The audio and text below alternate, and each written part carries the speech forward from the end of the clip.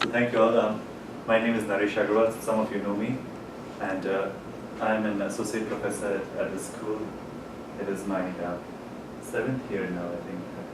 Yeah, it's my seventh year since this July, and I've been teaching knowledge management since 2012. There was a break for a while, and now came back as an online class. And next semester I'll be teaching the class which you're taking, the theories of information science. Online, yeah. And so that'll be interesting how the online part works out, and how I can replicate the discussions that you have in an online environment. I also teach 403, which is evaluation of information services, and some technology courses, the introductory technology course 488, and web development and information architecture. So I didn't know how much to cover with this time because knowledge management is like a huge topic. What I teach is one course in knowledge management, but there are universities where there are entire degree programs in knowledge management with like 10 or 14 courses in this area. So it's like a huge field in itself. And it's a field which has spanned various disciplines, from library science to business, and a lot of other areas. They come together and they try to bring knowledge management together. It really took off in the 90s when it started becoming a big name. Almost every program in information systems and information science started wanting to do something to do with knowledge management. And a lot of companies went on a sort of a rat race trying to implement knowledge management within the organizations. And there are lots of failed stories and a few success stories from that time. And one of the reasons why knowledge management failed at that point was because people thought that knowledge management is technology, and that you put something out there, have a system, maybe for example Simmons connection or something, that put something out there and people will use it. So that was the primary idea behind those early implementations. And in my own experience, I've had this where in Singapore, while I was a PhD student, I worked with my advisor to build a system for school teachers and students in Singapore, and we had that system live. It was a portal, and the idea was very simple, that school teachers across various schools across Singapore could share the slides and all the learning materials that they have with other teachers, and students in those schools could also share the learning materials with others. And we had a very detailed taxonomy built on the Ministry of Education recommendations on how to classify all the information. So that system was built. And we had it live for 2 years, and everyone was very interested in it, but no one contributed anything to it for 2 years. And at the end of that, rather than just throwing it away, we decided to do a study, and we went and interviewed, did focus groups with school teachers and the students. And we actually found out that everyone wanted to use, but nobody wanted to share. And there was actually, then I used a theory called, by Husted and Michael Loba, called knowledge sharing hostility theory. That not only do people not want to share, people are very hostile to sharing, and they actively resist sharing information. And there were lots of reasons for it. There were quotes like, they think other people are knowledge parasites, they just want to use and not want to share in return. And some people felt that the slides that they had built were using materials from the web, and those materials were not, they were not sure of how copyright issues, and they didn't want to get into legal issues by sharing it with others. And so some people thought that what they had was not good enough to share. So there were lots of barriers to these sharing, and some were to do with the system. They didn't know how to navigate the taxonomy or how to do that. So there is some sort of a threshold required in terms of sharing. Like for instance, even if you have things like Twitter or Facebook, those are popular because everyone uses them. And if no one used Facebook, it would not become popular. So the problem is, like, it's a kind of a thing where the more people use it, the more popular it becomes. So it's not the tool itself which is powerful, but it's the community that has been built around it, which has adopted those tools. And that is what happens in terms of any knowledge management system as well. If the system must be easy to use, system must be perceived to be useful, and those perceptions are useful. There's a theory called the technology acceptance model, which talks about these factors. But the idea is this, that the tool itself is not a solution, or even a suite of tools. It is more about building a culture where people feel comfortable sharing what they know.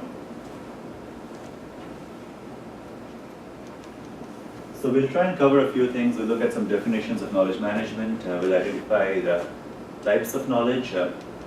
And there are lots of theories and models for knowledge management, but I thought I'll just pick a typical one which is cited most often, the Takeuchi's model. And we'll look at the phases of the game cycle.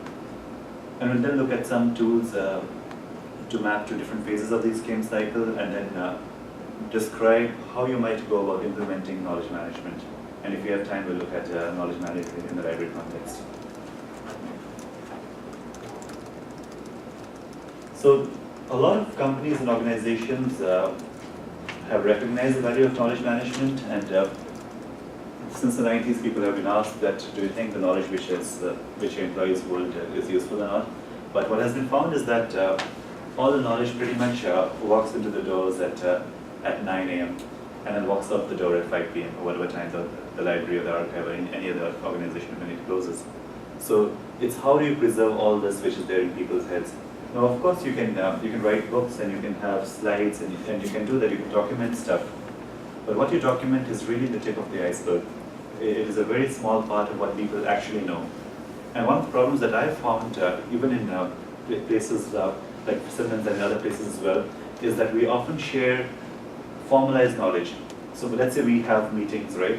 And then after all the discussions, a document comes out, and that document is then shared widely, which is passed around, and which is more of an archiving or an institutionalized level at which people can comment on it.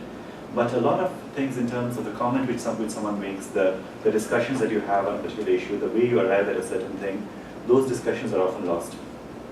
And which is perhaps, in terms of how to manage, maybe it's easier to have a document which people can just take and read as a small thing, which is formalized knowledge, which is explicit, which is easy to pass around, easy to replicate. But knowledge creation really happens in this brainstorming stage. So for instance, the discussions that you had on information use versus seeking, those discussions were an important part of the knowledge creation process in the discussion that we have, and that is often not documented. So that is often lost over there. And what you might have is assignments that you submit or more formalized things that you do, and which is the way we work. So knowledge management is really about trying to capture all those informal processes and create mechanisms to have more and more of those informal exchanges, both in a physical setting as well as technology-based. And when you create that culture, and that can only happen if people trust each other. If people feel comfortable sharing and people feel that they will not be judged for sharing what they know, and also when they feel they will not be judged for not knowing something, but it's all right to say that I do not know this.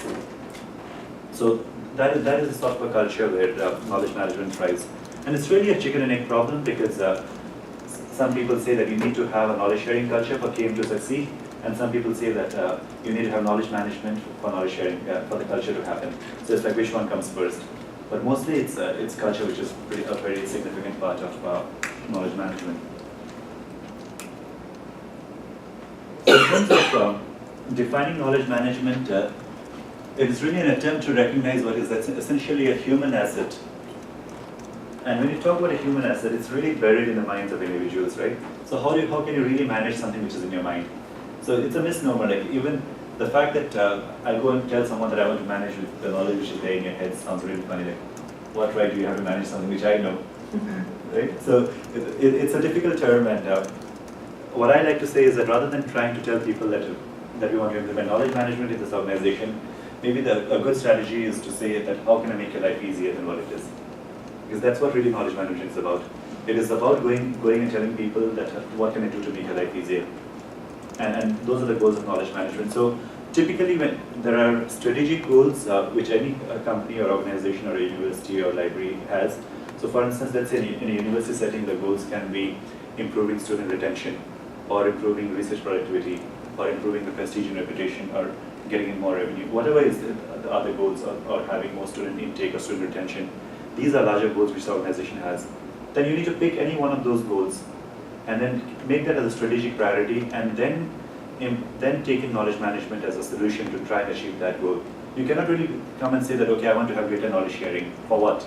So that doesn't really tie into the bigger purpose that you are trying to achieve. So you have, even when you're talking about knowledge management in an individual perspective or personal knowledge management, you really have to think about what do you need to achieve in the next 2 years, or where do you want to go.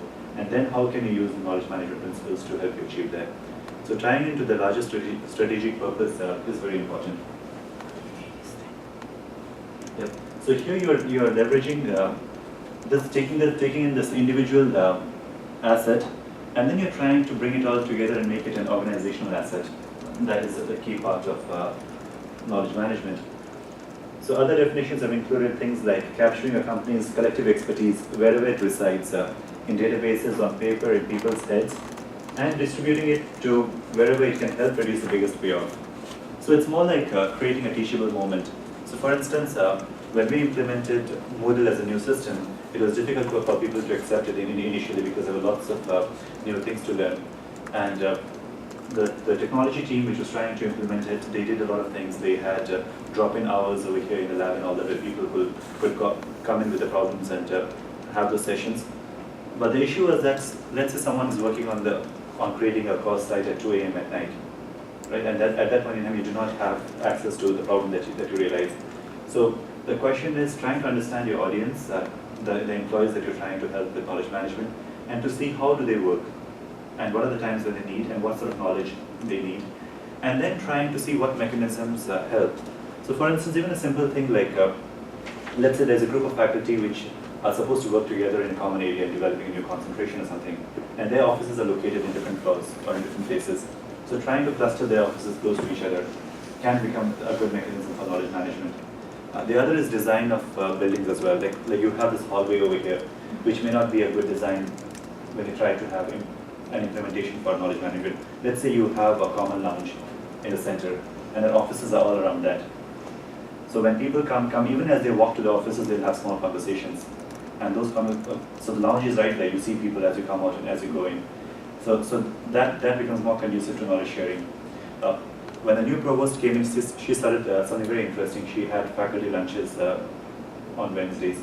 And what that did was that those faculty lunches were mechanisms for people to gather around food, because everyone loves food. And whenever there's food, people tend to gather. But what those did was, as you sat on those tables and make people could drop in and go out, people started talking about teaching strategies that they use. They started talking about what sort of textbooks someone is using, or things about what research areas someone is working on, and that did lead to collaborations between people who were attending those lunches. So it was a simple thing like that, where you have a knowledge sharing mechanism that's created, and that can lead to greater synergies. So before that, it was like faculty across different schools do not have enough opportunities to talk to each other, and that can bring about the sharing. So it's really creating those sorts of mechanisms. So it's not just technological tools, which are also helpful, but also technological as well as physical things, and really creating that culture where people are sharing more and more, and there's a greater degree of comfort and trust and transparency. So there are other definitions that says a management philosophy that takes systematic and explicit advantage of knowledge to make their organization act more intelligently. And in terms of value of knowledge management, like why, what can it give us? There are things like improved learning, both at the individual level, at the group level, and the organizational level. It can lead to better decision making and problem solving, higher quality knowledge work, greater expertise, and more innovation and creativity. So service innovation is a big area, especially for libraries now, as they're trying to innovate and adapt to new services. And knowledge management can really help in that, because it really opens the box, people get more creative, and then the whole cycle comes into this, not just knowledge sharing, but knowledge creation, knowledge use, and mechanisms. KM mechanisms can help in that, and it leads to greater innovation. That's some of the high findings in recent studies now. So when you look at types of knowledge, there are these two primary types that are there in the literature most often. Polanyi, in this paper in the 60s, in his book, he said that we know much more than what we can tell. So for instance, when you're learning how to drive, right? So I can give you a book on driving, but that's not, you won't really learn through that. You will only learn through observing, through trying out, and over a span of time you learn the process of driving. And that the amount that we know in our heads is here, which is the varied part over here, which is about 80 to 85% of our knowledge. And what I'm sharing with you right now is just the tip of the iceberg, which is just 15 to 20%. And also the problem is that sometimes we do not think that what we know is important. And we don't, so a series of studies I did in Singapore was when, that was on a personal knowledge management level, and there we developed a system called KCOM, which is a knowledge community. And the idea of that community was that it was a question and answer based system where every person logging in was asked a set of 3 questions. What are the 5 things that you're good at? What are the 5 things that you're experienced in? And what are the 5 things that you're passionate about? And by trying to get those answers, what we're trying to see is that we're trying to recognize every individual as an expert in something or the other. Even though like people are valued only for their knowledge in a particular area, but even the fact that how do you get from building A to building B, or how do you even the fact that you have been taking the tea every day, that itself is expertise or knowledge about the tea. So there are lots of knowledge areas that we have which we do not give ourselves credit for, and that often is the hidden part of knowledge.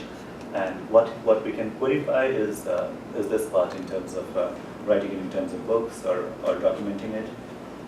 So there are 2 things that you do when you think of a knowledge management. A big thrust of knowledge management, at least in the initial years, was that we should try and capture everything which is there in people's heads and document it in various ways. So there were lots of processes developed to encourage people to document what they know. And so conversion from tacit knowledge to explicit knowledge was a big part of that initial effort, and which is still a big and important part of knowledge management. But there's also growing recognition that you cannot codify everything, you cannot convert everything from tacit to explicit. And that you need to connect people both to the answers that other people have or the documents which people have provided, but you also need to connect people to people. So there is a tacit to tacit exchange going on. And that can only happen when you have a particular question. You cannot really go to a FAQ or frequently asked questions at that stage. You might need to talk to someone. But again, if you always rely only talking to someone, that person might get fatigued. So you need to have places like document stuff, but you also have, when the documentation is not enough, then you need to be able to connect people to people. So both the things are important in this endeavor. So the advantages of tacit knowledge is that it has the ability to adapt to deal with new and exceptional situations. You have people's expertise that comes into play. You can transmit a culture, you can coach, you can mentor someone when you have this tacit to tacit transfer of knowledge. And the advantage of explicit knowledge is that you can write something and you can quickly email it to 100 people. And it can be disseminated to a larger audience, it can be reproduced, it can be accessed and reapplied. It's easier to teach using those. And there is a small amount of information to process when you have information codified in this manner. And it's also able to systematize, to articulate a vision. Like when you have this mission statements and vision statements, those are small, succinct statements which organizations come up with. And those statements are a succinct way of trying to capture all that goes on within an organization or where the organization sees itself. And it can be integrated into products, into branding, into services and processes. Like in Simmons, we like to think ourselves as having this high-touch feel, where rather than high-tech, we want to be student-centered and we want to be there for our students first all the time. So that becomes part of our culture at Simmons and it becomes a key phrase to pass on. So this is one model of knowledge management. This is Nonaka and Takeuchi's knowledge spiral model. It talks about the conversion between different types of knowledge. So when you're talking about conversion to tacit, this can happen in the process of socialization through brainstorming and coaching. So even the fact that right now the talk that I'm giving to you and you're listening, this is the conversion from tacit to tacit going on. So what I know, what I have my tacit knowledge, you are taking it on. And what I'm giving out is not knowledge, what I'm giving out is just information. But you are taking that information, you're putting it in your mind, you're trying to make sense of it, accepting some of it, maybe rejecting some of it, and then you're forming, with your past experience, you're trying to put it all together, and that knowledge formation is going on right now in your heads. And that's the tacit to tacit conversion. And most of the times, the greatest degree of knowledge formation takes place when we get uncomfortable, when we want to reject something that we have just heard. And those are the ideas which make us grow. Because when we have ideas which we are already comfortable with, then we are not growing much. We are disagreeing with those. But whenever we hear something new and which makes us uncomfortable, those are the things which really leads to greater learning in that stage. And then the second is the tacit to explicit conversion, which is externalizing the knowledge that you have, which can be easily captured and shared so that you can put it in terms of books and documents and databases and other kinds of media.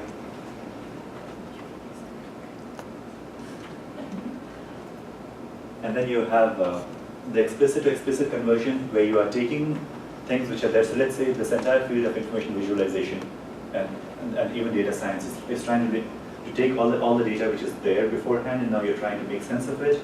And when, let's say, you can put it into different forms, you create summaries, you create taxonomies, you classify them in various ways. All of that is part of explicit to explicit conversion of knowledge.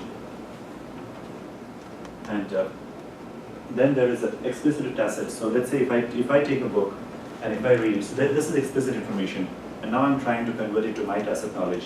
So this process of learning, a process of understanding, is taking place in this level. So when you think of knowledge creation, it happens in two ways. It happens often in this process of internalizing, when we understand, when we learn. But a very important part to understand is that knowledge creation happens in the process of sharing. As I'm speaking to you right now, even if you ask me and if you make a stray comment or ask something in a way in which I might not have thought, my knowledge grows in the process. And this is a key part in when they implement knowledge management successfully, they realize that they, by sharing something with others, they actually learn, they grow more. And when they hoard knowledge, when they don't want to share with others, they're actually not growing and they're not learning.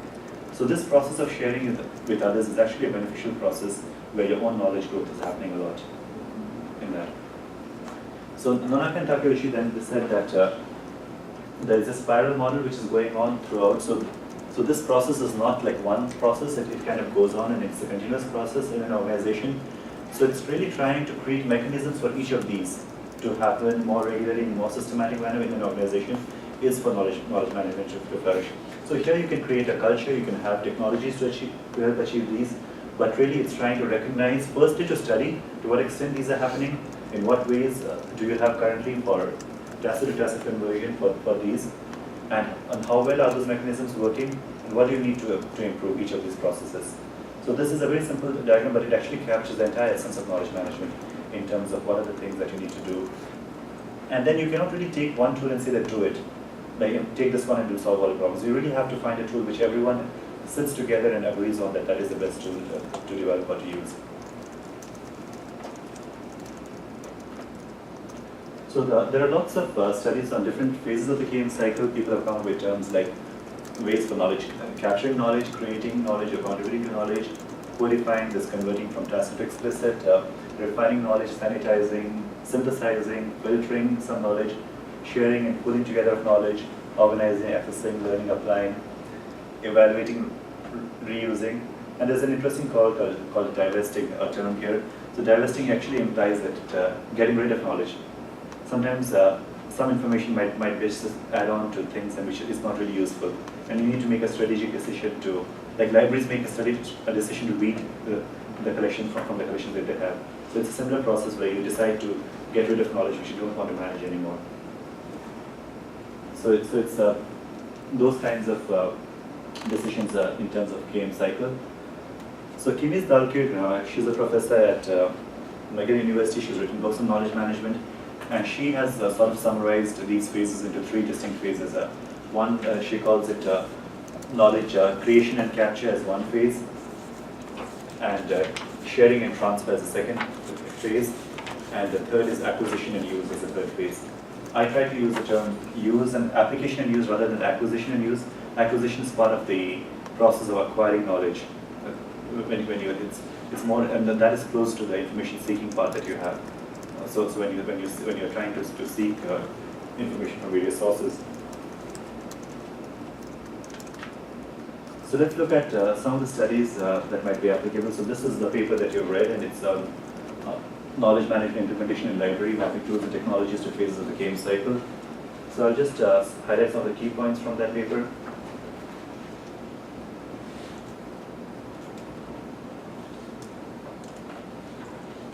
So again,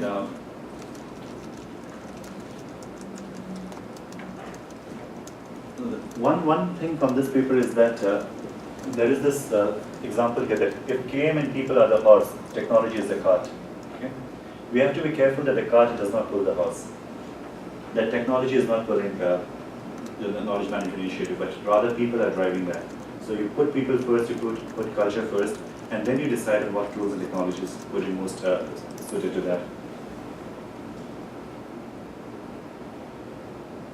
And then, so yeah, there are this whole different phases of the KM cycle which is summarized over here. And then we try to put them together to see how those terms map to each other. And we use Dalker's phases over here, which is knowledge capture and creation, sharing and dissemination, and we revise it to knowledge application and use as the three sets of phases of the KM cycle. So that is a model which Darkel had in her book. So now what we've done is that we've really just looked at all the tools which are currently in use right now. We didn't want to use outdated tools which are freely available and which are there, and trying to make this a practical paper which people, because one of the problems that I faced when teaching knowledge management is that students always felt that it was very theoretical, and how do I actually, now that I've taken the course, how do I actually go about implementing knowledge management? If I go to an organization and say that, okay, I've taken this course, now I can help you, what do I do? So my idea of working on this paper and other one was to try and make knowledge management accessible and really give people a set of tools from which you could pick knowledge management, pick what you want and what's most applicable, and also to have a series of steps which people can follow to implement and initiate knowledge management. So here we have tools for knowledge creation and capture, tools for knowledge sharing and dissemination, and tools for knowledge application and use. So this is the first one, where these are tools for creation and capture. So when you want to have, these are like non-technology based tools, so you have things like abstract concept and representation of mental models, which is a symbolic and qualitative representation of something in the real world. It is how human minds process and make sense of the complex environments. So it's more like the theoretical models that you come up with in this class. So that is the one way of doing that.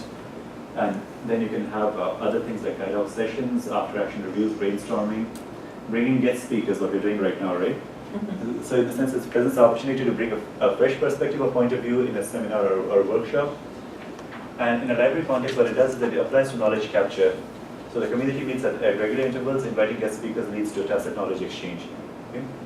And by doing a video recording of this lecture, we are actually also doing a codification process, where this, rather than this talk being lost, it is also being captured and it can be recreated, like listened to again in the future. So,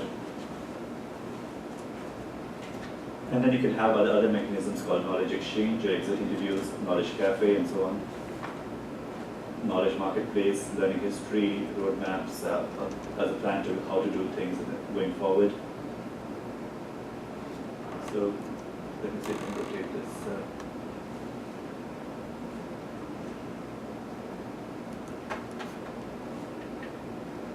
No, it doesn't really have a rotating. Right click? No, this rotate clockwise. Yeah. Okay, so this is, so when you want to capture knowledge over here, you can have, you can use social networking. Again, the tools here are Facebook, Twitter, LinkedIn, Google+, and so on. Video conferencing allows two or more people in different locations to communicate and collaborate visually. Let's see.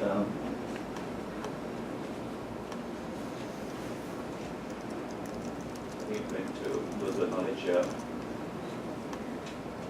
I think the whole thing got rotated counterclockwise.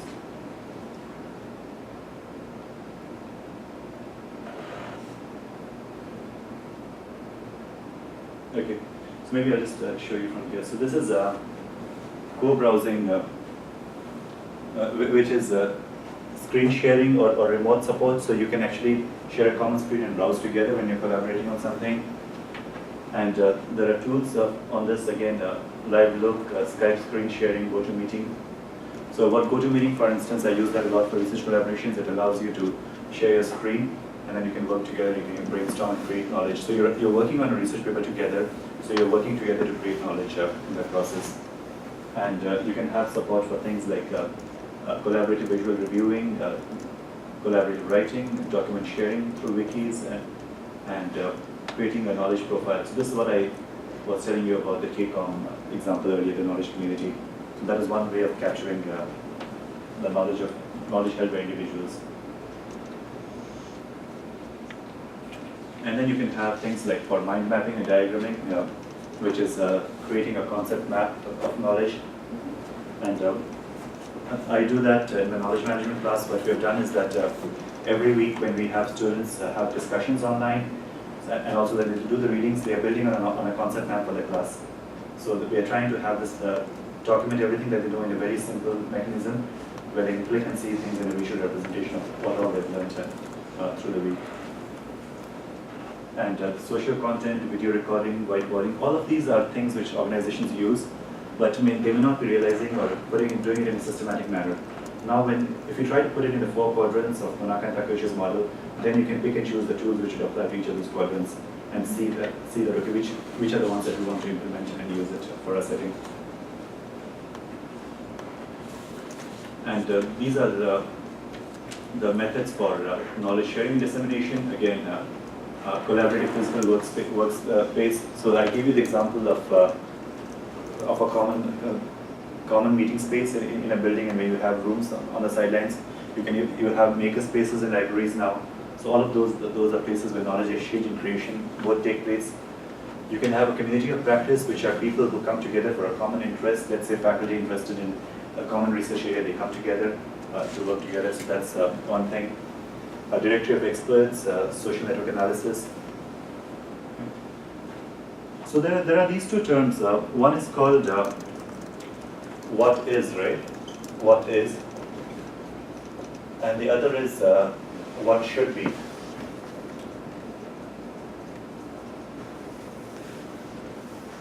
So a lot of organizations will have policies about how they want things to be, right? How they want employees to work, how they want things to happen. And that is actually part of the problem, not part of the solution.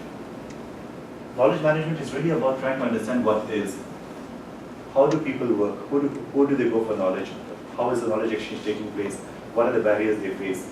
And really, when you try to understand organization as it exists, not really in terms of a hypothetical idea of how it should be, that is when you can really have knowledge management work. Because you're trying to help make people's lives easier based on what they are doing currently, not based on how they should be doing. So if I go and tell someone that, okay, I need you to work on knowledge management, that only add one more thing for them to do, or to share what they know. But if they're already working on something, and if it really, what I'm proposing makes the jobs easier now, because other people are sharing what they know with them, and things are happening faster and easier for them, you're really trying to simplify processes and having tools and practices which can help make people's lives simpler. So that is one key aspect in terms of trying to understand knowledge management. So there are lots of other tools written here, both for knowledge sharing and transfer, and for knowledge application and use. I won't really go into all of them, because I want to show some of the other papers to you.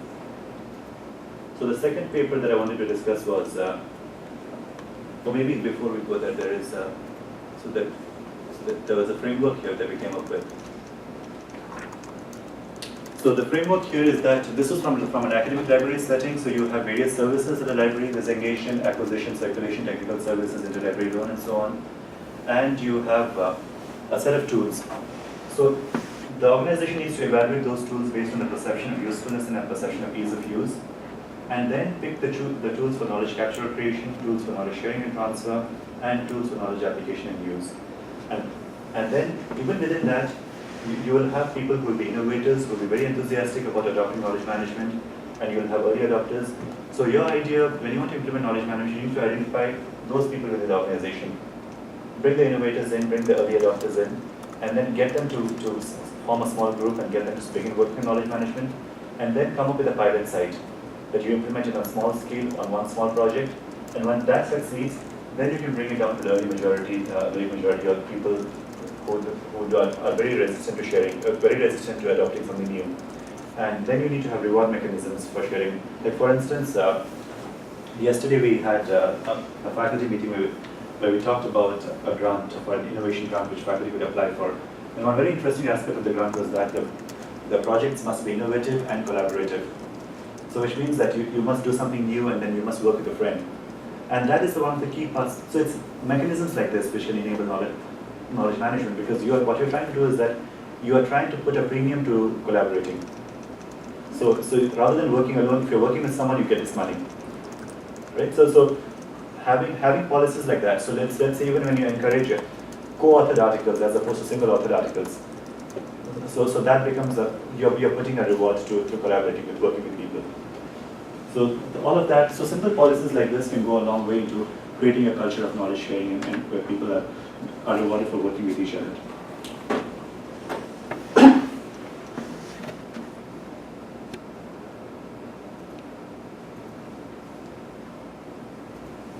So this was a paper that I worked with Professor Leila Maroof from Kuwait University. And our idea was really trying to, so she teaches knowledge management in her university, and we thought that. We have two people from Kuwait. Two people from Kuwait University? Yeah. Do you know me? Yeah, the knowledge management course. And of course, she did that with Leila Maroof? Okay. So the idea was here that we thought that how can we really get faculty to adopt knowledge management. And so we thought that we need to, at least we need to put up some sort of a blueprint as to what should be done in terms of how we can adopt this. And then we talk about what is knowledge management, and we talk about the motivation and objective of the study. But really the research question is how can colleges and universities successfully initiate knowledge management? What are the steps to follow and in what sequence? And we have a literature review as to why is knowledge management needed in colleges and universities. And what knowledge are we seeking to manage? So we talk about types of knowledge over here, tacit, explicit, and some other classifications that people have come up with. And past work that has been done in college and university setting in the knowledge management. So there are a few theoretical approaches over here. This is a framework which is quite widely used by the American Productivity and Quality Center. They have a KM framework. So they say that first you should do a call to action where you have a value proposition as to what is the central idea, the strategic direction for which you want to do knowledge management. You come up with the knowledge management direction, you get the business buy-in, get the top administration and management to support what you're trying to do.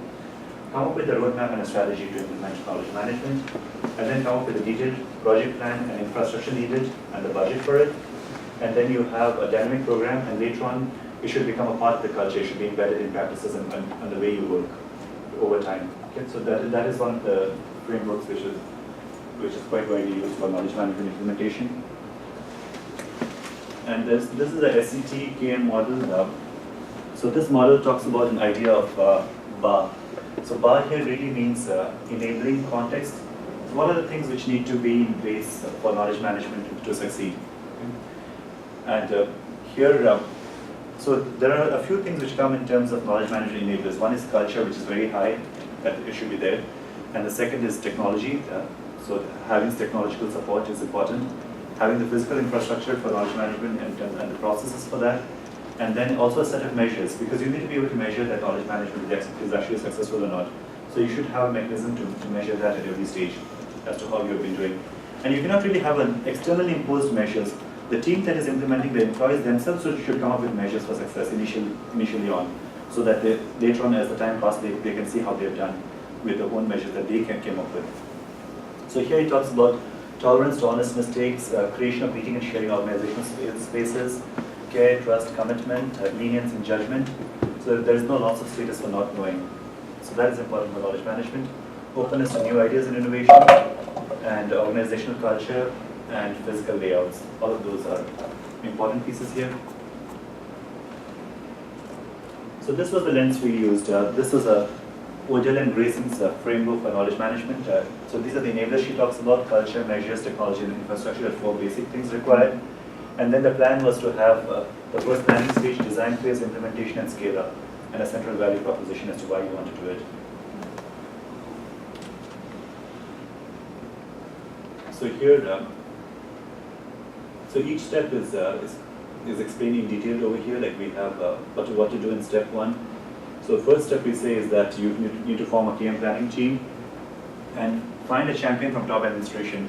Find some, let's say in a university setting, you need to get the president or the provost or the deans to support you in that. Once they take it on, then it becomes much easier to implement it. And then form a knowledge management planning team.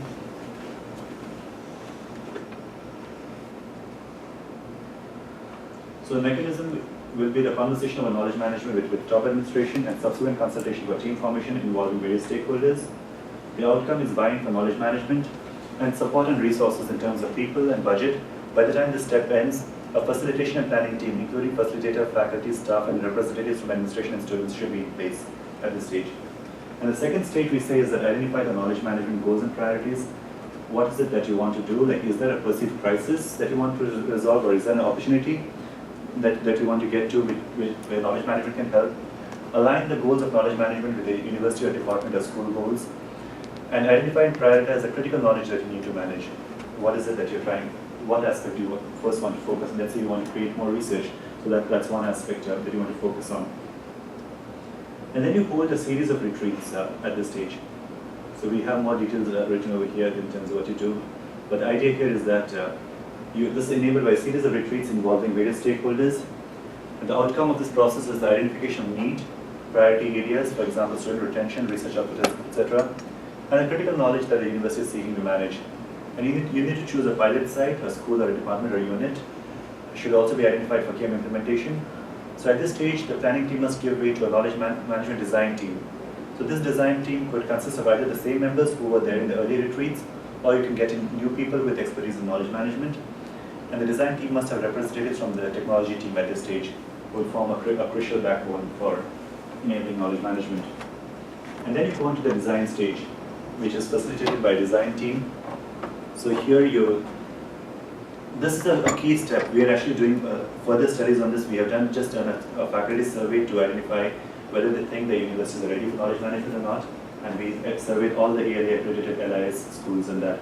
But the idea for that is to determine your current state. To see on a faculty level, individually, do you think that faculty are ready or not for knowledge management? And organizationally, do you think your university is ready or not? And then to see where are the gaps that lie between where you think you need to be and where you are currently in terms of your culture and readiness for knowledge management. So this is a big part of knowledge management, is assessment of readiness. So we are into this assessment over here. So here you have 4 aspects in terms of people, faculty, staff, administration, awareness of knowledge management, what it means, what it can bring to them, how aware they are. We've also done studies in a library setting to see to what extent are academic librarians aware of knowledge management. And in terms of culture, what sort of climate exists, a climate of openness and trust. University encourages and facilitates knowledge sharing. So you're again studying yourself first to see what processes exist for knowledge management currently, and what is the type of technology support that you have in-house.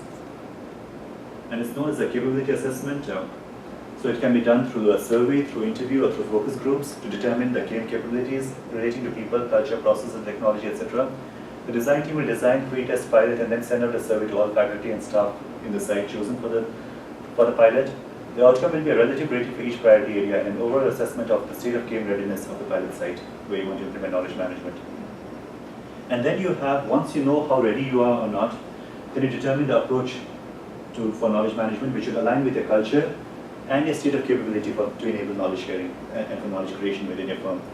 So what we actually proposed was that, let's say you have a greater human interaction and then you have lower trust. So then what you do is that you can have mechanisms for explicit knowledge sharing, sharing of documents and sharing of things that which are already out there in public domain. So this is where a system comes in. Early implementations of knowledge management had done just this, where they had this the self-service mechanism where they gave a portal and asked people to implement knowledge management. But as you have a greater knowledge sharing culture, you move on to transfer best practices, forming communities, and this requires greater human interaction, and this is where tacit knowledge exchange takes place. So based on the kind of culture that exists, you can have various stages of mechanism as to what stage do you want to implement knowledge management, or you can focus on 1 or 2 quadrants of the Packages model in terms of where you want to focus first. So this is where, so we propose this model over here, which is alignment of approaches and tools to university culture. So if it is the focus is on if there's an anti-sharing culture, then you focus more on technology tools, have explicit knowledge sharing, and the mechanism is self-service. But as the culture is more pro-sharing, you focus both on non-technology and technology solutions, a mix of both. And the focus is primarily on people supported by technology. There is more focus on tacit knowledge transfer, and you're trying to transfer best practices in this stage. So there are 2 terms in knowledge management. One is lessons learned, and the other is best practice. You're always trying to address these 2. So for any project or anything that you do, you try to see what went well, and you try to institutionalize that for other people to replicate, and you form best practices over time. And when things don't work well, you form lessons learned. And there are lots of documents and templates for documenting best practices and documenting lessons learned when you implement that. So here the work of aligning KM readiness and culture to approaches and tools will be carried out by the design team in consultation with all the stakeholders of the pilot site. And this process will enable high acceptance and adoption as it will be in tune with the prevalent culture. And then you develop measures of success. So you will come up with your own set of measures rather than adopting preconceived measures. So at this stage you have a list of what measures and metrics and set of questions that you really use to assess whether knowledge management is working. And then you create an action plan and get faculty and admin buy-in and the money and resources for it. So the mechanism to achieve this step will be meetings with the design team with the administration and updates to various schools. The outcome will be the actual action plan, including budget, owners, and timeline. And this step must end with the constituting of a KM implementation team. We should have faculty and staff that are involved in design, along with representatives of administration, as well as other technology people. So then you go on to the implementation stage, which you have, now you have an implementation team, you launch a pilot and you provide support for it within the school or department. And this is done through launching the KM program and providing support, and the outcome is early results and measures of success.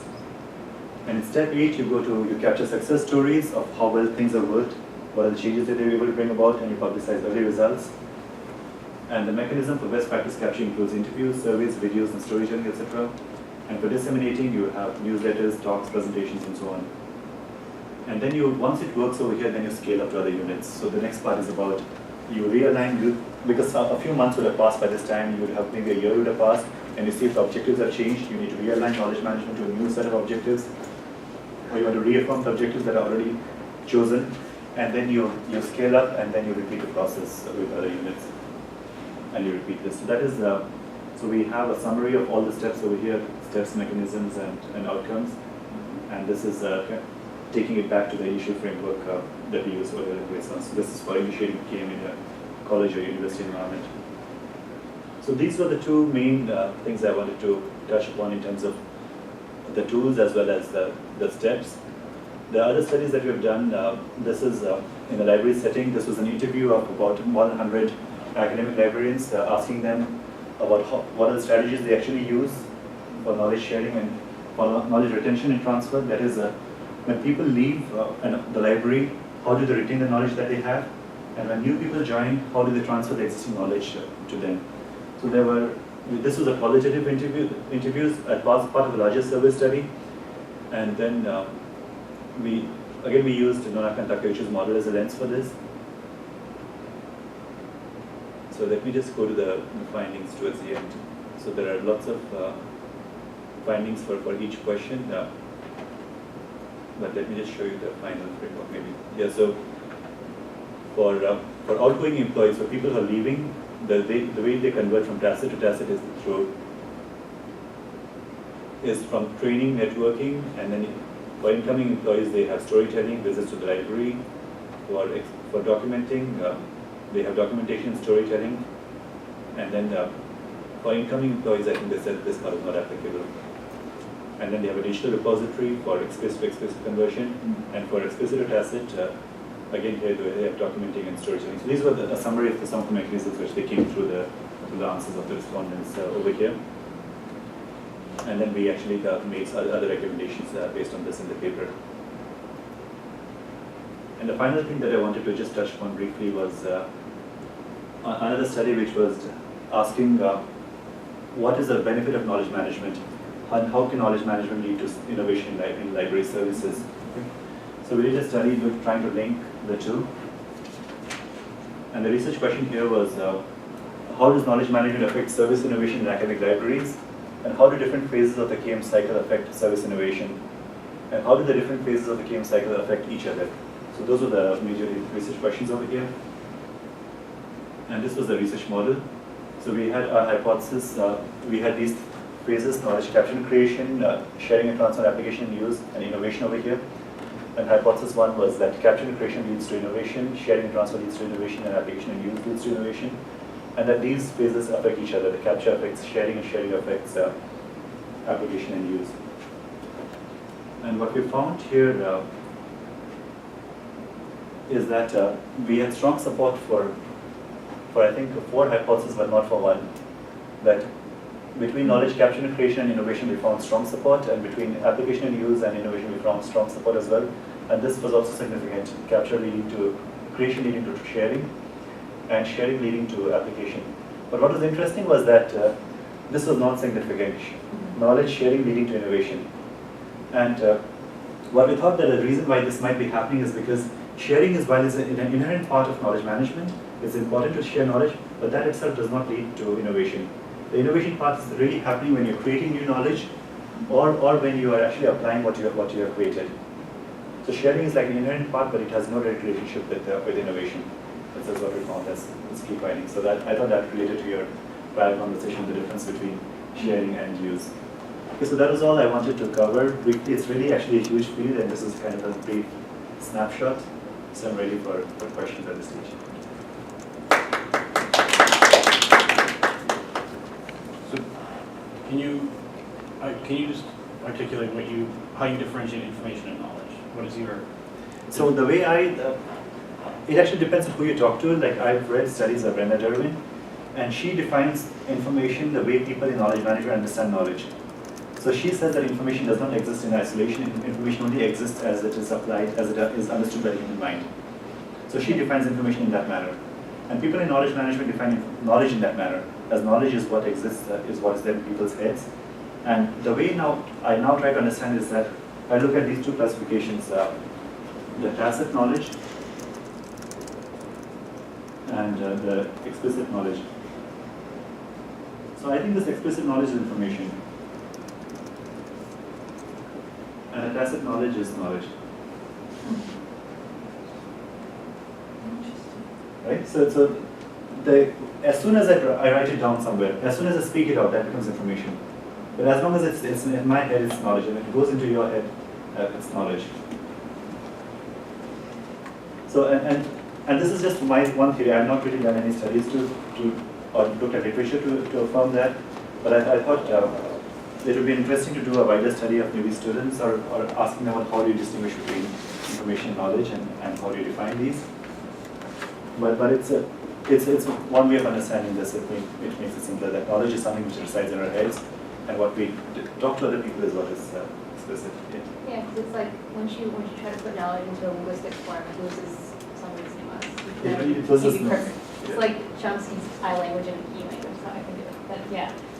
But if you have tactic knowledge in your mind, not expressed yet, is it knowledge? Everything in my mind is knowledge.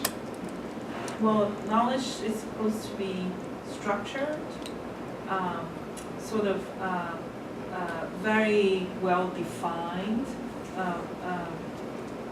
I don't know whether something in your mind is knowledge. No, what is knowledge? I think knowledge is not structured, and that's one thing. What we give out is structured. Often, what is in our mind is often very messy. I think we are trying to form mental models to make sense of it. But is it knowledge? In my mind, knowledge is systematic and structured. I see knowledge as messy and unstructured, and with some part of it structured, and you're moving between structured and unstructured parts. I call that information. You call that- A similar model that might bridge the gap between the two. Gary Marcianini likes to talk about information in terms of energy, the metaphor of Right. potential energy versus kinetic energy in terms of what's in your head, but so long as it's in your head, it's not actually being used, it's only potential, Right. versus communication or transfer or use, which is a more kinetic form of it. So I find that interesting because it's a communication or a use, right? So that itself becomes, the act of communicating is the act of using in that sense. I think which goes on to your earlier discussion. Right. Is that so? What you are saying is that as soon as you structure information, it becomes knowledge. To me, yes, it has to be organized. It cannot be just a mess. Then that's the form. It's an idea, or it is an understanding. But knowledge is a body of knowledge that has certain organizational, has certain systematic way to it. It cannot be just a randomized, symbolic, energy probably, but, to my mind, it's not knowledge. Yeah. It has to take, if you look at the DIKW, I mean, okay, so data is the meaningless sort of digits kind of thing, bits. And then you have information which is giving data meaning, right? But knowledge is above information. Knowledge has to be more structured, codified, and sort of objectified. So, I mean, it's more like explicit, but it's also including tactic. Tactic to me, in terms of tactic knowledge, is more procedure knowledge, right? You have the more, what they call, what's the declarative knowledge, or something. Like with- muscle memory, that sort of thing? Like Yeah. riding a bike or something? Right, that's tactic, right? That's procedure, sort of knowledge. But it doesn't mean that there's no system to it. There's still a system you have in your mind, even though it's not necessarily out, you have in your mind how things should be done. Right? Even in a company situation, where you have tactic knowledge of how to do certain things in this company, it's a it's No, certain kind of that way it actually structure becomes to it. a best practice, and you're actually codifying your knowledge. You're codifying all that you know and you're trying to make it into a form which you can pass on to other people. That's how we do things on a particular, how you handle this particular situation, let's say, or how to go about creating, let's say, an online course or something, whatever, as a know-how on something. But that I see as a process of codifying, in terms of you're trying to convert your tacit part and you're trying to codify and make it into a best practice which you can disseminate with other people. So what you are doing is you are taking a knowledge, you're putting it out there, but I still see it as information, in the sense that for someone who's trying to read it, until the person has understood it and formed knowledge out of it. So even though this book might have a lot of useful knowledge, but the question is whether you call what's written in here as knowledge or information. It's knowledge. But this, I think that's the difference we have. In terms of knowledge management, in my mind, is the process of actually, it's a process of extracting, right, information from someone, but also it involves creation of knowledge. Even though in your mind, there's some kind of pre-formatted knowledge there, but it's not knowledge. After it's being extracted, organized, structured, then it becomes knowledge. Okay. So to me, knowledge management involves knowledge creation and knowledge organization, and also involves actually using what you have created, organized again. So there's a reuse. So what you're saying is that knowledge does not exist in the mind, but knowledge exists when you formalize it, when you write a research paper out of it, or when you write a book out of it, when you do something with it, when you codify it in some way, and that becomes, when you structure it and organize it, then you think that then it becomes knowledge. But otherwise it's a messy information in your head. Yes, That's how we feel. it cannot be messy. The only qualified difference is that knowledge has to be true. I think that that's the major difference. True, but how do you establish what is No, true? No, not necessarily. True. Like the idea of true again is it's a big, It's a big, subjective too. it's a big debate. What is true? Yeah, I know that true is, the only thing I know that's true is that everybody is born dies. Apart from that, I don't know anything else that's true. In the sense that, Before you have this, the earth is flat, yeah. that's a knowledge. Yeah, that's, But, people believe that's People People still believe do it. believe that's true. Yeah, That means some that people they still. should fight evidence of the country. yeah, truth is, again, truth from this perspective, that, But I think we're done today. Yeah, we are done. But thanks so much it's very informative. thank you. Yeah. Thanks for your knowledge. Thank you.